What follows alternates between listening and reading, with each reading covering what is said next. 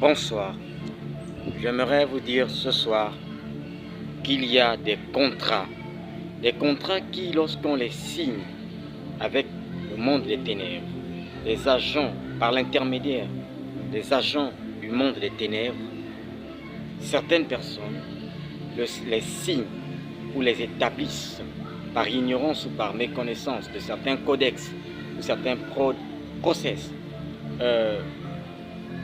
subtils sans s'en rendre compte.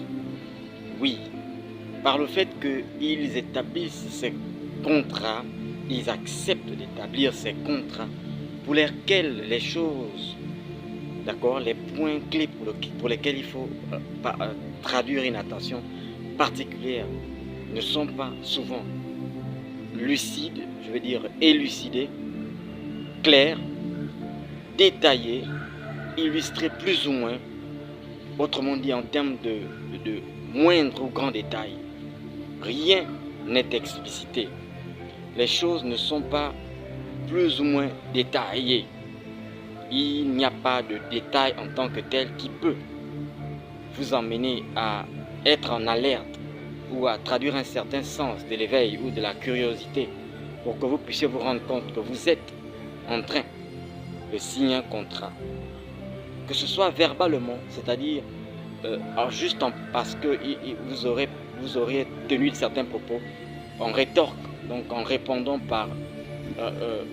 d'une certaine manière, on va dire, ou parce que vous avez décidé d'écrire quelque chose. Il y a des contrats que les gens signent souvent sans savoir qu'ils sont en train d'établir un pacte avec le diable. Ces contrats sont souvent établis silencieusement. Oui, ils sont souvent établis silencieusement.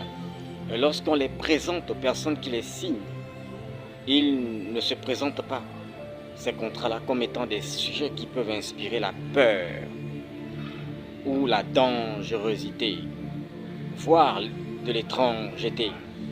Ils paraissent sains, inoffensifs, pas néfastes, pas dangereux, mais regorgent en eux ou cachent derrière eux, derrière ces contrats, souvent effectués ou établis, rien que par le verbe ou rien que par l'écriture, sinon par le verbe et l'écriture.